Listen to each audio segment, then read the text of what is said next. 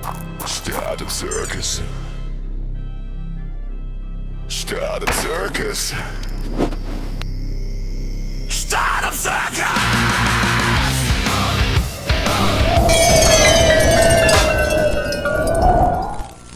Welcome to the second episode of the Startup Circus, weekly podcast about all this nonsense that is happening in the startup world, and you could only describe this as circus.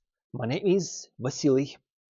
I'm the founder, investor, and I have been on the founder journey for the last few years.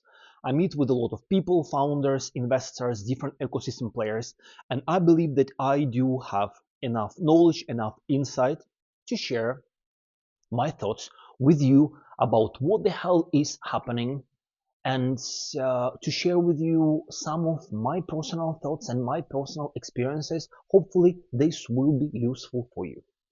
For full transparency, everything that you hear on this podcast only related to my personal experiences. It's all my opinions, and it has nothing to do with the companies that I represent, the partners that work with us. It's all just pure me. It's all just my neurons firing connections and creating all of these conclusions that I will be sharing with you today and in the future episodes. I launched the first podcast a week ago. To my big surprise, quite a few of you listen to this podcast. Thank you very much. I really appreciate this. I really appreciate the comments. I really appreciate the likes, all the messages that you send me. There were quite a few comments specifically on LinkedIn about the things that people wanted to hear in the future episodes. Really appreciate this. For full transparency, a lot of the questions were very technical and very, very specific. And of course, I can go to Gemini and ChatGPT and find some answers and then present this as my own knowledge, but this would be an absolute bullshit.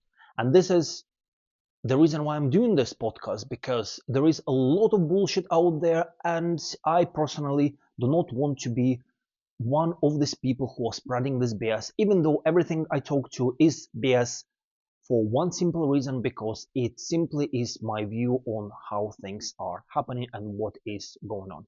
So don't take any of this as gospel or as a truth. Remember that everything I say, it's simply my own opinion. Feel free to agree, feel free to disagree. But to these people who commented and asked all of the specific questions, I can't answer these questions, but I know people who can.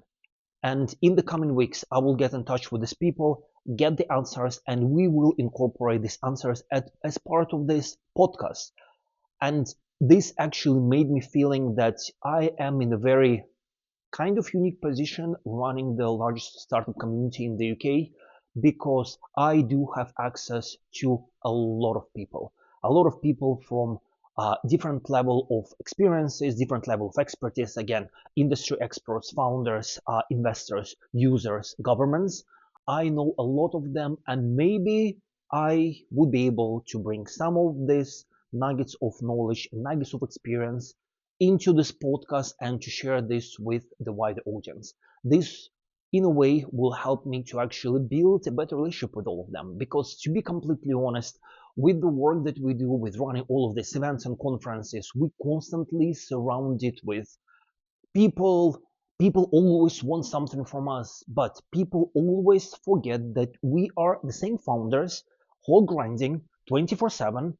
And listen, today is Saturday, and instead of enjoying this beautiful day, even though it's bloody grey and depressing in London, apparently it's supposed to get warmer next week, I am here recording this for you, and this is an example. And because of all of this reality, we often don't have enough time, enough opportunities to actually build proper connections with all of the people in our network. So I see for myself this as a great opportunity to develop this relationship and then bring this to you. I will look at what you're asking, and I will be able to bring these answers back to you, and hopefully we'll learn something on this journey as well. So what we will be talking about on the second episode of this podcast. I prepared a few topics for you. The first one will be about negativity and whining and how this kills your brand and how this kills your business. Then we will talk about resourcefulness and specifically how you can create opportunities when you don't feel like you have any resources to your disposal. The third one will be about the food app, which sounds kind of irrelevant potentially, but let me get to it and you will see how what I will be talking in there actually would be super cool. Then we will talk about the fundraising snail. This is the methodology by Chris Howard on how to raise your fund and how to close this efficiently. I got this knowledge from him firsthand, testing this right now on our own fundraising, and I will share with you the details because I can guarantee this shit is working. And the last one, the most exciting subject for me in the last week, we will talk about the last invention. And last invention will be the topic that I will cover in details in relation to AI and what will happen when AI will take over in the few years. And this is actually coming. So this is not a science fiction. So stay tuned, listen up until the end, or skip to the last part, and you're gonna learn something new, I promise you. Let's talk about negativity. I came to London last week, and the weather here is bloody bad. The sky is grey, has been raining, it is cold, but to be completely honest, it is the same pretty much all over the world right now. I mean, like not everywhere we see, but in Central Europe is absolutely normal. And then obviously I went to LinkedIn, started catching up with everything on my emails and social media, whatever. And I noticed a few social media posts from some of the contacts in my network. And these contacts were complaining about how Instagram is unfair, how they have been posting for the last year and their posts are way better than the posts of other people and they don't have any engagement, the audience is not growing, that it's all simply unfair. For full transparency, I agree with them. I experienced the same myself last year. LinkedIn worked like bloody magic when I started being more active over the last couple of years. Suddenly, about 8 months ago, all of this just stopped.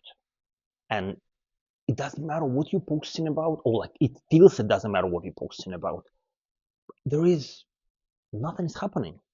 You don't get followers, you don't get comments, you don't get many views, and you feel like you are creating something that is valuable.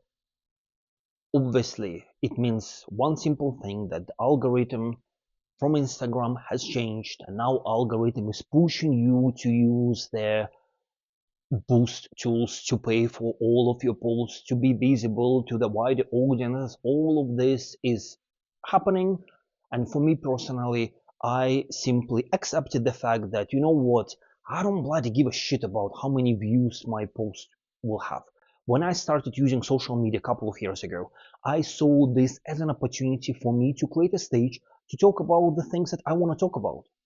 I did not want to see, or I did not expect to see a lot of engagement on this in the beginning, simply because I felt, why the hell would anyone care about what I want to talk about? And to be honest, I still think this way, even with this podcast. But people did. People were reading, people were commenting, then these people, I would run into them at different events. They were telling me about some of the posts they read, and that's what eventually led to us creating weekly newsletter where I'm writing every single week. So for me, it was the stage to express myself. Of course, later with all of this engagement and likes and comments, I got into the habit chasing this, trying to trick the algorithm, and there are still a few things we are trying to do to trick the algorithm to increase the engagement, but I personally give up on just chasing all of this stuff because it's endless, it's constantly changing. I accepted for myself that I'm doing this for me. I'm doing this to get better at writing. I'm doing this to get better at expressing my thoughts, feelings, ideas. If it comes with all of this engagement, great. If it doesn't, fuck this. The point of this is when you see these negative comments, you kind of need to be careful about it because this creates a negative impression about you specifically. We all feel negative sometimes. It's not okay to be absolutely positive, to be absolutely optimistic 24/7. This does not happen. I believe that I am on average an optimist. I do believe that good things will happen to me, good things will happen to people around me, all of this. And sometimes I do have days when I question myself, when I think that I'm full of bullshit, who the hell am I to claim for fame, to have success, to achieve anything? But this is normal. What you need to be careful about is when you are in this stage of your life, when things don't work out for you, when you feel down, you need to be slightly careful with how you are presenting this to the world, specifically in the social media. Not everyone is aware about ups and downs in humans. Not everyone is aware about themselves specifically, that whatever is happening to them is okay to happen to someone else. And when they see this kind of negativity, this kind of whining, this paints a negative picture about specific individual. And this picture later quite hard to change. It takes an effort to change it from this individual. And very often we do want to vent, we do want to complain, but you need to have a balance. You need to have a balance because especially for founders, if you want to go to investors, if you are active on your social media, you need to create a picture of success. And I'm not necessarily saying that it needs to be a picture. I'm not saying that you need to lie. That's not my point. The point is that you need to work on your mind to create whatever is happening with you, to turn yourself into success and present this picture to the world. Because if you are presenting yourself as someone for who things don't work and it's always someone else's fault, economy's fault, LinkedIn's fault, your co-founder's fault, all of this again creates this negative thing about you. And then if you are fundraising and you're active on social media, it does not take long for investors to look into this and decide that you are most likely not a good fit for them, regardless of where you are, regardless of your progress, regardless of your traction, regardless of how smart you are. They just would not want to deal with this. They would not want to be connected to this because it's contagious. Let's face it, it's contagious. When you're surrounded with people who are considering themselves unlucky, consider themselves weak, consider themselves not deserving any success, it is contagious. I think there is a science somewhere about the fact that you are the average of 5 closest people around you. And if you surround yourself with people who are successful, of people who are positive, of people who see the world from the lens of opportunities, this is what you will become. If this is the other way around, you're doomed and you're going absolutely nowhere. So next time when you're posting things on social media, if you decide to be active on social media, if you decide to be visible, just be slightly mindful. Of course, there is another side of this matter where people pretend too much. I think and I already mentioned this in the previous podcast, that 2026 will be the year of authenticity. Will be a year where real will be valuable, where real will be trusted and chased.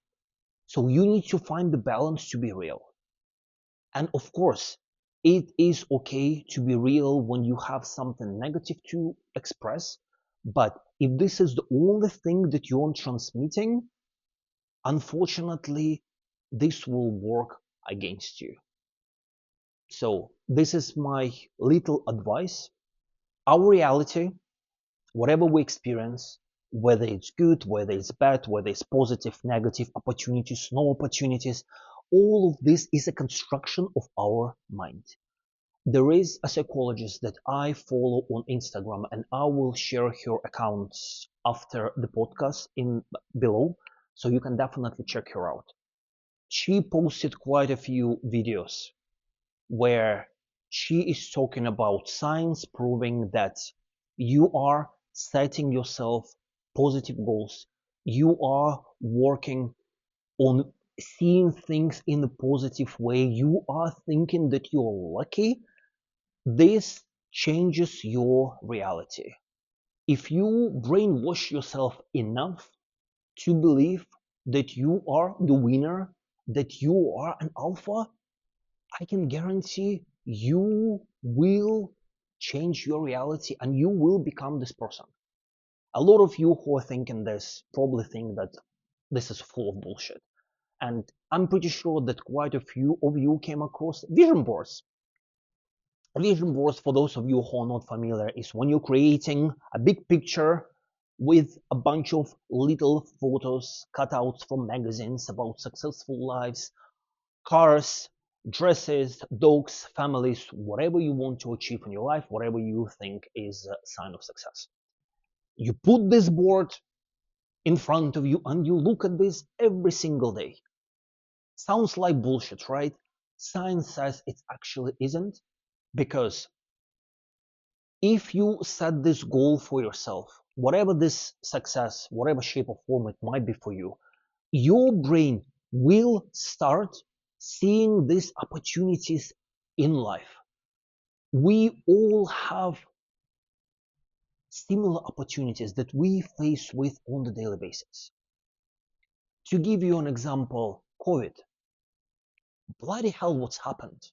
But I equally know a lot of people saw an opportunity during COVID and made quite a bit of money selling face masks, doing tests, or whatever other businesses they created during COVID. And this is one of the most recent examples where for majority of people, COVID was something negative, but a few people turned this into something positive for them. And we all have this. We all have this in front of us every single day. It's just majority of us don't necessarily see these opportunities, or only a few of them spot this and act on it. A few years ago, it was a TV show on Channel 4, something about luck. I don't remember specifically the name, but I do remember this TV show was with Darren Brown. Darren Brown is a very known psychologist. Actually, I think he's a psychologist. He has quite a few TV shows where he's manipulating people, changing reality. Super interesting, super entertaining. But I do remember this TV show pretty well. This TV show was about perception of luck. And he filmed this TV show to prove people that luck is what we believe in. One of the characters on this TV show, or main people on this TV show, considered herself lucky. And it was another person who considered himself unlucky. He never won any lotteries. He felt that, again, life did not happen for him at all. They both were presented with the same opportunities throughout this TV show. It was super obvious that people who think they're lucky, they just spot this opportunity, and people who feel they're unlucky, they just miss on it. It was one specific example that I remember where they put a lottery ticket into some kind of like advertising magazine, which they put through the mailbox, through the door. And the woman who felt she was lucky. She went through this magazine, found this lottery ticket, won quite a bit of money. Another person who considered himself unlucky, he took this magazine, put this directly into a rubbish bin, and that's pretty much end of the story. And there were quite a few examples throughout this TV show. Throughout this TV show, Darren Brown was also working on this individual who felt he was unlucky to change his mind. And by the end of the TV show, he actually won quite a big national lottery, which I hope was not set up, but it was an example where what is happening to you, you can change. It's a daily work. It's a lot of effort. I can tell you this myself. I deal with this every single day, but I know this stuff works because I changed a lot of this in my own self over the last few years, and I think you can do too. So, whatever you want to achieve, you just need to create this picture. You need to be bloody delusional. You need to think about this every single day. This is why the vision for founders is one of the most important things, because if you set this vision, if you think about this every single day, you dream about it, you will get to some version of this vision. Your reality will change in the way that it will lead you there. But if you feel that you don't deserve this future, if you feel that you're unlucky, if you feel that everything is working against you, unfortunately, that is exactly what will happen. If you feel that this is happening to you, don't necessarily feel bad about it. Don't blame yourself, because it's absolutely normal. We all, every person experience this, regardless of their achievements, regardless of who they are, how famous they are, how successful they are. Every single person went through the stuff. But I can guarantee that every single of these people, they worked on themselves. And you can do it too. So if you are feeling that this is the journey that you're going through right now, just stop for a second, rethink. There are a bunch of tools online on how you can change how your mind works. There are a lot of books. If it's relevant for anyone, feel free to reach out to me directly. I would be able to recommend you quite a few things. But I can tell you this shit is real. This shit is working. And if you want to succeed, it's not enough to work on your business. You also need to work on your mind. So good luck. Now I want to talk about resourcefulness, which is something that investors expect from founders, especially good investors. We'll explain why I decided to speak about this. A couple of days ago, I was reached out by one of my friends who asked me to look into someone's pitch deck and give my feedback. I didn't necessarily have much time, but I know this friend very well and decided, okay, you know what, I will make an effort to do something that potentially can be useful. Open this pitch deck, a lot of words, looks ugly, very difficult to understand what exactly the business is. The biggest point in the end was the fact that there were two co-founders, potentially experienced co-founders in terms of coming from the industry, potentially understood the problem they were trying to solve, even though that was not necessarily translated in the pitch deck. But it was clear by the end of the pitch deck that they were asking for 200K to build something without any validation, like literally any validation. There is no waitlist, there is no prototypes, there is no MVP, there is absolutely nothing. And they expect people to give them 200K to just go pay their salaries and just test things. What I can tell to founders who potentially think that this will happen in Europe, specifically in the UK, I can tell you, you are delusional. Previously, I said the delusional is good, but I think there is also a bad way of being delusional. And this is exactly is the way. When you're not connected to the reality. Reality is these days, there are so many tools available. You can use tools like Lovable, you can use Claude to code without even knowing how to code. You can create so much stuff without having resources, without having experience. I'm not saying that you can create something groundbreaking and something amazing. And there are startups where you do genuinely need money to actually build stuff, even though with a lot of things I would still question unless it's something medicine related or biotech.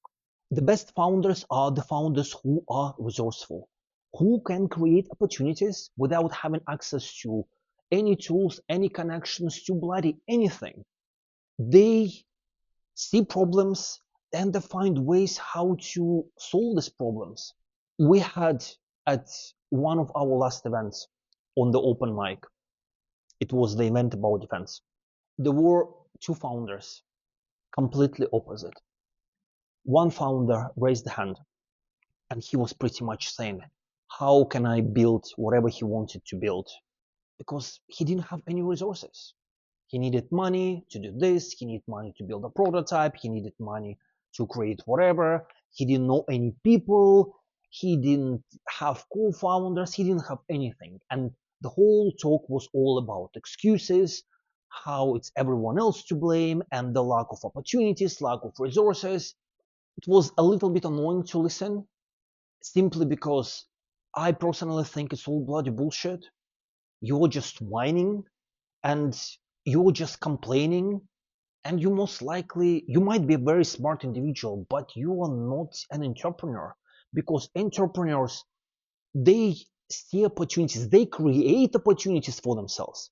So at the same event, the other side of the spectrum, we had this guy, don't remember his name unfortunately, don't remember the name of the company either. Anyway, he came to an event, he pitched him in his own bedroom with his co-founder.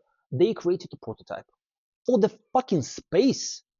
It's a prototype of some kind of machine that will move spare parts between one space station and another space station. Because apparently in space, when something breaks, it's super expensive to bring anything, to fix anything. It takes bloody forever. So he created something using 3D printer in his own basement, in his own garage, without access to money, without access to any labs. This guy just had a vision and he managed to find a way to execute this vision. Now he's working with NASA. He raised millions and he started with nothing. So when I see people complaining about something, especially when it's just about like some kind of like software that they created with the help of AI, and they're telling us that they don't necessarily have any resources and how poor they are and how unfortunate they are, and I just look at them and I just feel it's bullshit. And a lot of investors feel it the same way. This is why, like, being a founder is not easy. No one promised that starting a startup is an easy thing to do, because if it was, everyone would be able to do this. The success rates for founders are bloody horrible. I think, what is it, like 5% of startups survive more than 3 years. It's not easy.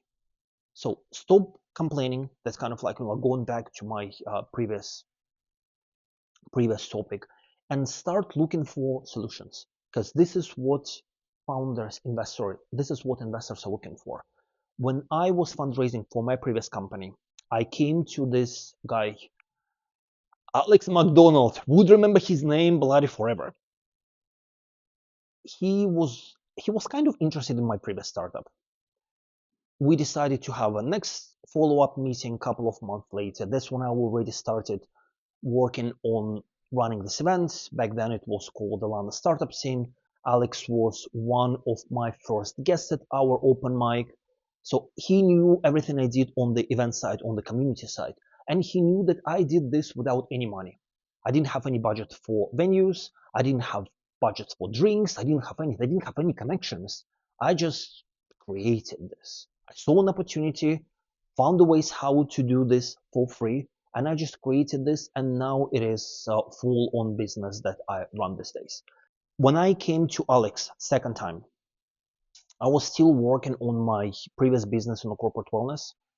One of my biggest challenges back then was to launch what I wanted to launch to corporates, and I was convinced that I needed money for that. I remember Alex spoke to me. He told me that you need to find a way to do it without money. And I was like, how? There is no way you can do things without money. And he was like, but you already did this with your events. You had no money and you created so much without having any money. I remember I was so bloody annoyed with this feedback. I remember I was thinking, of course, it's easy for you to think this because you have money, and of course, it's just bloody easy because you have everything. Now, thinking back, I think this was one of the biggest lessons I've ever learned in my life.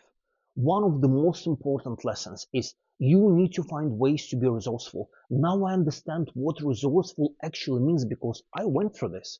When I talk to founders, it's quite difficult to explain to them what this actually means, the word resourceful. Like everyone knows the word. But without living through this, you will not be able to understand the meaning. And I do hope that you do know what it actually means. If you do not know, you bloody need to figure this out ASAP. So this brings me to another topic I want to talk about. And I mentioned in the beginning, I will be talking about the food app. How interesting, right? You'll see in a moment. Last week, when we were traveling back from Italy to London, we were crossing through Germany, stopped in a local restaurant. I opened the menu, even though the menu was in German and English. I'm looking at the menu and I'm trying to bloody understand, okay, so what do I actually want to eat? I kind of had an idea what this food was. There was some wurst, sausage, there was some meat, but I'm a visual person. I always struggled with the fact that every single time I go to a restaurant and I want to order something, I don't see what this food looks like. This is why I like Chinese restaurants, because you actually see the pictures of food and you know what to expect. I know that with good restaurants, with high quality restaurants, having pictures, it's kind of a very bad taste. That's why no one is doing this, especially since a lot of kitchens change their menus all the time. So I understand how this can be super annoying. But for people like me, we need this. We need to see pictures. And I'm pretty sure that I'm not the only one. I think I came across some research where the restaurants that do show pictures of their food, they on average have higher checks than the restaurants who do not show these pictures. And I was just sitting there and I just had this idea. And I was like, I'm surprised. I made a post on LinkedIn and I said, I'm surprised that this product does not exist. One of the founders commented, gave me a link to another product, which turned out to be an absolute nonsense. It was shit. But a couple of hours later, one of the founders sent me the link to the product that he bloody built in a couple of hours. Can you bloody imagine? He saw my post. I don't know what he used to build this, but it's a web app and it does exactly what I needed for this app to do. The way it works pretty much, you're in the restaurant, especially in a foreign restaurant, maybe, like imagine you have a menu with different currency, everything there in, let's say, like in Italian or French, without even translation, so you don't even know what this is. You take a picture of the menu, you choose the language that you want for this menu to be translated into, so it's not just from like French to English, it can be French, Portuguese. Then you see this menu in literally a matter of seconds, all translated into your language. You see the currency being converted to your local currency, so how handy is that? But the most important part, you click on the food item or on the menu and the system generates an image of what this food might look like.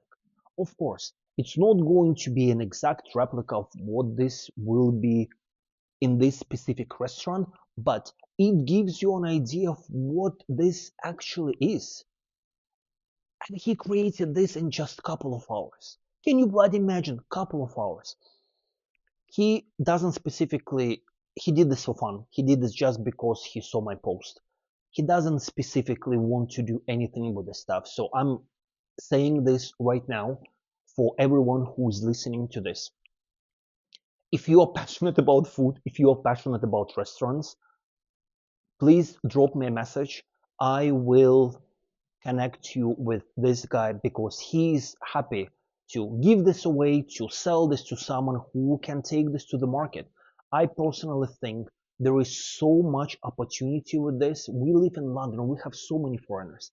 Just imagine if every single restaurant you visit would have this QR code on the menu where any foreigner would be able to scan this, see the menu in their language, visualize their food. This will be good for the restaurants and this will be good for just like day-to-day users. And there are a million of ways how this can be monetized. This also proves how low is the barrier to entry for founders these days. You can create products literally in hours. This is also why it will be so challenging this year for founders to raise any investment without any validation. Ideas are cheap. Ideas like nothing. Products are cheap. Execution, that's what matters. Execution, that's what makes you to stand out. Because this idea, I'm pretty sure someone thought about this idea before. I'm pretty sure there are products that's already failed. And whoever will be working on this specific one, the chances are it might fail as well.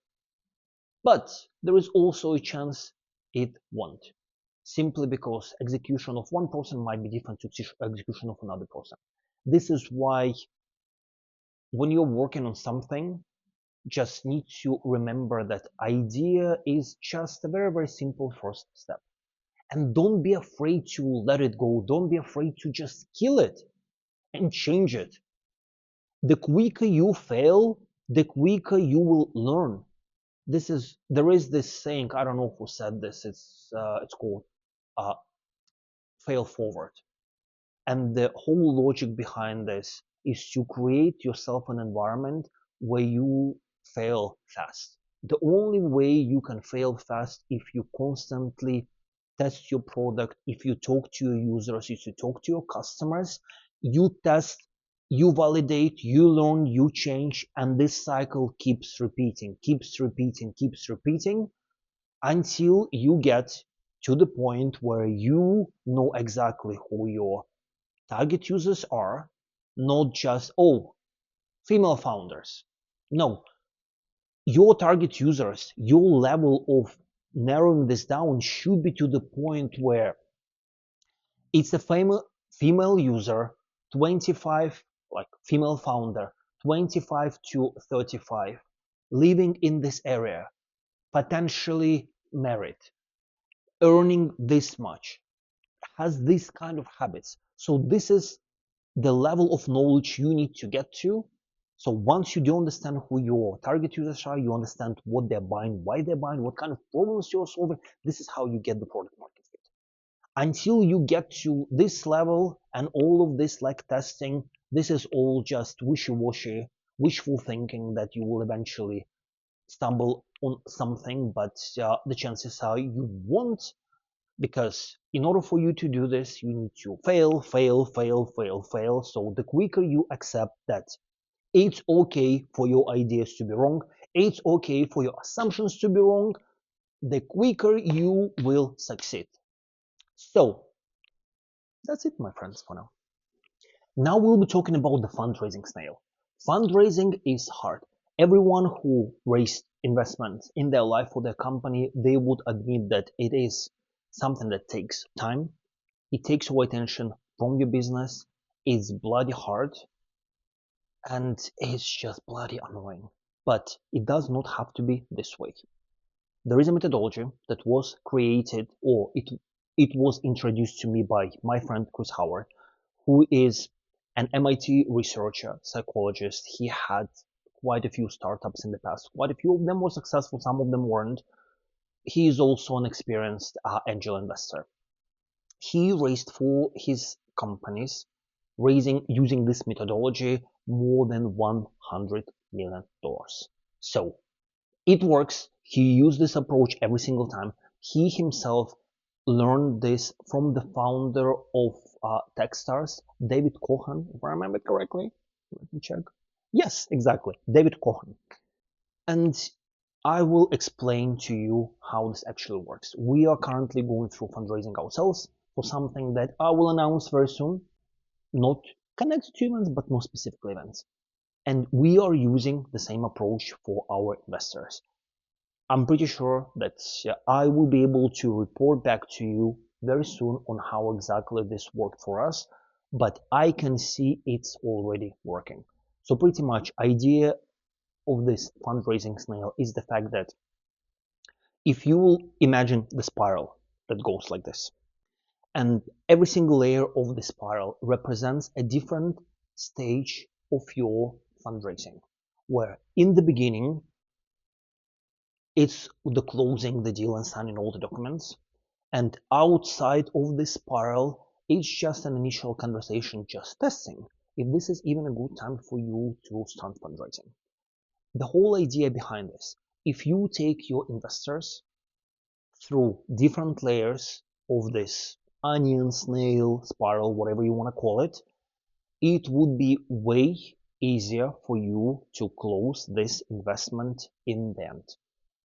There is this psychological phenomenon, like I don't remember specifically how it's called, but it's something connected to IKEA.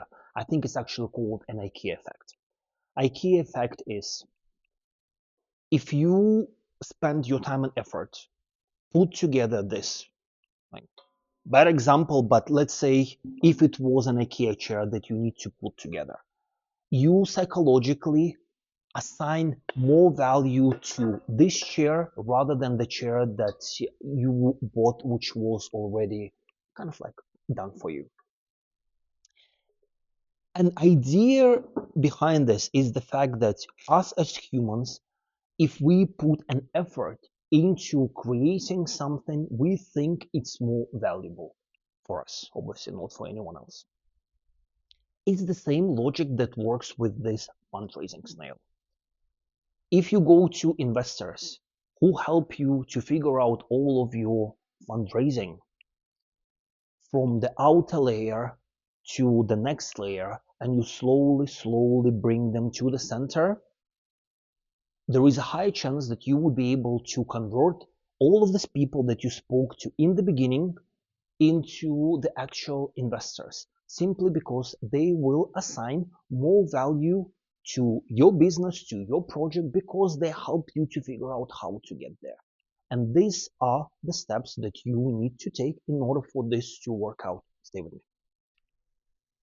Imagine 6 layers altogether, where layer number 6 is you already signing the documents with investors. When you are at the layer number 1, this is an outside layer, and you need to have a very kind of like generic conversations with your investors. So you go to the network of your investors, people that you actually know. Just FYI, it doesn't necessarily work with people where you don't necessarily have any connection. So you go to people that have some kind of relationship with you. You go to them and you ask them, I want to fundraise for my company, and I don't necessarily know if now is a good timing for this. Should I even be fundraising? And you listen to them, you take their advice, you see what they have to say. Hopefully they will have a view on this topic, they will have a view on the subject, and you will learn something out of this. So this will be, first of all, good indicator for you if this is actually a good time to do this, but it's also the first step to take this investor, potential investor, to the actual investor later. So step 1 is complete. Step 1 is all about timing. If now is a good timing for you to go and fundraise for your company. Now we get into the second layer. Second layer, we call it the structure. You go back to this investor and you tell them that I spoke to quite a few investors, and a lot of them say that now is a good time for me to fundraise, but I'm not necessarily sure how much. I don't know how to structure this. Do you necessarily have any opinions on this? And you ask them this, you see what they have to say, you talk to a few people, and you will have an idea of how much money do you need to raise. You think this is potentially a very stupid approach, but I can tell you it's not. Simply because you will figure out very quickly that there is a lot of information out there on how to do things and what you need to be doing. One of the questions that comes up all the time, and it was the question for me as well, should I fundraise enough money for 12 months? Should I fundraise enough money for 18 months? Different investors will have different opinions about this stuff. This is why you need to talk to some of them to understand what is the consensus. So it would be easier for you to go and calculate this number and make up your mind to understand what is the right strategy to put forward. Now we're talking to the third layer. Third layer, it's all about the terms. You go back to this investor and you tell them that I spoke to a lot of investors. They all seem to think that now's a good time for me to fundraise. Everyone thinks that we should be raising pre-seed, we should be raising this much, but I don't necessarily know what kind of terms to put in place. Do you have any specific opinions about this? So you ask them about the terms, and again, you go to them. You're not asking for the money. You are genuinely asking for help, and you're genuinely asking for advice. That's all you need. Don't even think at this point that they are your investors. No, use an opportunity to use their advice and put this advice into practice. The more people you talk to, the clearer your vision will be, the clearer the strategy for you will be, and the easier it will be for you to execute. Now we're going to layer number 4. It's about soft sell. You're going back to these people who you managed to build some relationship with, who helped you to get to where you are today with this conversation, and you tell them, bloody hell, so many people are interested, so many people think that this is such a great idea, I did not even expect this. You have been so helpful for me on this journey, you helped me to get to where I am today. I don't suppose you would consider to come into this round and support me further. If I respect the terms and conditions that we discussed before, would you consider to join as an investor? So this is a very critical moment, because at this point, you would be able to filter out people who potentially not interested, who potentially do not want to be a part of your journey. They just want you to help you with their advice, and this is absolutely fine. You managed to get quite a bit of them in terms of the advice to get there, but this is the key point for you to softly convert the people that you build relationship with, the people who help you to build this bloody IKEA chair, into potential investors. Psychologically, statistically, this should work very well. At least I know this from Chris. Obviously, once we do this ourselves, I would be able to report back on the numbers and tell you what was our success rate. Now we go into layer 5, the hardball. You're going back to your investors. Just for full transparency, when I tell you all of this, I'm not saying you need to lie to people. If you follow all of the steps, this would be your actual story. You would not need to make any of this up. Anything. Anyway, you go back to your investors and you tell them, holy shit, everyone I spoke to is rolling about the stuff. If everyone who committed would invest, and I do understand that a lot of this might not even turn into reality, but if it did turn into reality, I would be oversubscribed. And you tell them that you discussed conditions before. You tell them that these are the terms that you're proposing, this is the valuation that you're proposing based on all the conversations you had, and you suggest, again, if I respect these terms and these conditions, would you consider to come in? The chances are they will say yes. This is a very pivotal moment in the whole fundraising journey, because this will give you an opportunity to pick who do you want to bring as an investor. You will be in a very amazing position where you can pick founders who raise the money on desperation, who just take the money from like anyone who's throwing money on them, don't necessarily end up anywhere in any good place. The most successful founders, they are in the position where they can pick which investors they want to work with. And this is how you get to this level. And obviously the next level is all this, layer 6 is all the documents. Chris has done this multiple times. The founder of Techstars has done this multiple times. So the shit is definitely working. A lot of this stuff is connected to psychology, is connected to how humans work, how our brain works, how investor psychology works. So use this. Right now, doing all of this spray and pray approach, sending endless messages and emails to people that you don't necessarily know, the chances are this will not take you anywhere. And this is where a lot of founders who I speak to who tell me that they don't necessarily have any investors, or they don't even know how to start this conversation with them, with converting them into investors. This is your approach. You don't ask for money, you ask for advice. You ask for their opinions. You go back to them for help, for genuine advice. If this doesn't turn into anything, what else? You managed to get something great out of this potential build relationship. But there is a chance that people spending all this time with you, helping you on this journey, the chances are they will invest. So good luck to you. Please let me know in the comments if you have tried this, or let me know if you will try this.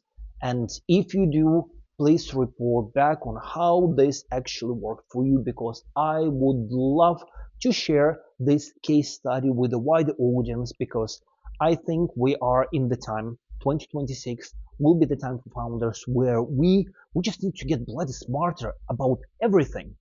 And fundraising like this is one of the ways. It's not a rocket science, but with everyone spamming investors through all of these platforms, everyone is doing the same stuff and it doesn't work. This is where you can stand out and you can change things to your advantage, because this will be the year of authenticity and realism. So use this, don't abuse it. There is a party happening downstairs in the venue. I guess they're testing things right now, so I can hear the music. You won't be able to hear it, but I can. And I'm hype on adrenaline right now, so dancing a little bit before we're gonna go to the final part of the episode. And now we're at the final part of the episode, and I called it the last invention. Hopefully I managed to build a little bit of hype around expectations for you right in the beginning, but if I didn't and you're still listening, this is so bloody interesting, so bloody fascinating. I came across the podcast a couple of days ago, and this podcast was recommended by Dan Bauer Supercharger, Super CTC. And this podcast is talking about AI. It was created by some scientists, some journalists. I don't necessarily know their background, but I can tell these people are super knowledgeable. They're talking about the last invention. The whole idea of the last invention is the fact that AI is the last things that humans will ever create. And they're saying that we are about 3 to 5 years away from AGI. For those of you who don't know what AGI stands for, it's Artificial General Intelligence. AGI is when AI would start think for itself and would be able to create even smarter AI. And then this AI would be able to create something even better and something even smarter. And when this happens, the humans will become obsolete. Humans' intelligence are nowhere near to where this AGI will be. And unfortunately, there is nothing that we would be able to contribute to all of this AI, all of these machines in the future. Right now, there is a big conference happening, I think in Las Vegas, all of stuff in relation to newest technologies, all these advances on like new stuff, like everything like tech related. So many cool things here. So many cool things in relation to robots. There are a bunch of advances where robots change their own batteries and do crazy things. You can see these robots cleaning the floors. Now they can climb the stairs. Then there are robots who now companions. So they're kind of like, like dogs, which already existed before, but now it's completely different level. And there is another level of sex-related robots. So for anyone who is interested, please have a look. There are like crazy stuff that is going on there. But this is an indicator that I was talking about in the first episode about my predictions for 2026. We are so close to living in a sci-fi movie. We are so close. And based on all the scientists, we are 3 to 5 years away from this AGI being a reality. The question is for you, because I had this question after listening to this podcast. What's the bloody point? What's the point of us being founders, creating all of these crazy ideas, all of these technologies, all of these advances? What's the point if we will be obsolete in a few years? And I don't necessarily have the answer to this stuff. We spoke about this with people who attended our startup run a couple of days ago, spent literally 2 hours talking about different possibilities and how this can work for us and what we should do. Super bloody interesting, but also super scary. A lot of people think obviously this is not reality, but I can tell you that a lot of smart people, a lot of people with knowledge, a lot of people with insider knowledge from companies like Google, OpenAI, they do know that this is reality, and this reality is just around the corner. And it's just around the corner where we will be replaced. A lot of people already replaced a lot of jobs, let's say not people, a lot of jobs already replaced. And in a few years, we'll see more and more and more of this. Unfortunately, all this utopia that, for example, Musk is talking about, where we will be living in the environment where all the income will be equal, everyone will have equal opportunities, equal wealth. What even the purpose of, if we even get there, what even the purpose of us human existing if we get to the point where everything is done for us? Everything I know about founders specifically, or everything I know about inventors, these are the individuals who went through shit to get to where they are. They went through all of these hardships, through all of these challenges, because this is where you get your drive from. This is where you wake up every single day and you want to succeed because you want to prove even to yourself that you're not a failure because you went through all of these hardships. You want to prove to the world. A lot of these people, a lot of successful people, they're there to prove something to someone. And this is absolutely normal because this is a drive they have inside of them that gets them somewhere. If we are growing up in the environment, we're growing up in the society where everything is done for us, we don't necessarily need to wake up to work. All we need to do is potentially, if we want to, we can go and work out. We can have a healthy lifestyle. We can read books. But what is even the point of all of this if you don't necessarily have capacity or any motivation to put all of this knowledge into practice and turn this into solving some problems, because all the problems will be solved by AI. So this is pretty much what they're talking about on this podcast. And my question for you listeners, thank you very much for listening. Hopefully you're still there. My question for you is, if you knew that this would be a definite reality in 3 to 5 years, if you knew 100% that this is happening, would you still be working on your startup? Would you still be spending 24/7 and on what you are trying to achieve right now? Because reality is this might be the last generation of entrepreneurs.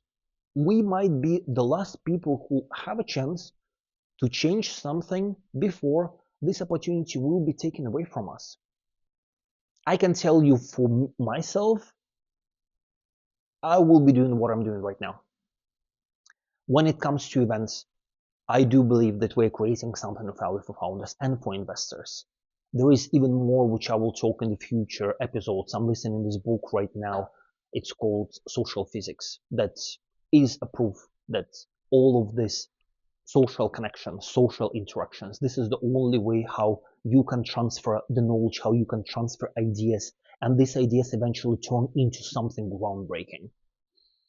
So I will keep doing what I'm doing right now. Right now, I mentioned that we're fundraising, we're working on something super interesting, which is more for investors, but it's still connected to our event. It's something that will help investors to identify founders or outliers based on the science. And for me, it's relevant. For me, it's relevant now. For me, it's relevant in 3 years and 5 years, because what we're building is all around humans. Even if we are too instinct, I would spend the last 10 years or like the next 10 years working on something that would advance humanity, would advance humans and would advance founders to the next level. So I might change my mind tomorrow, but this is what I'm thinking right now. If you're interested in what is happening on the AI side, not just all of this like hype on the news, I would highly recommend you to listen to this podcast. I will leave the link to the podcast in the comments. Have a listen. Let me know what you think. So that's pretty much it.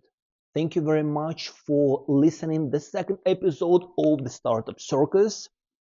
Thank you for being with me. Thank you for listening my blabbers. Thank you for listening all this bullshit. Really appreciate this. Please leave the comments if there is anything that you want me to cover in the future episodes.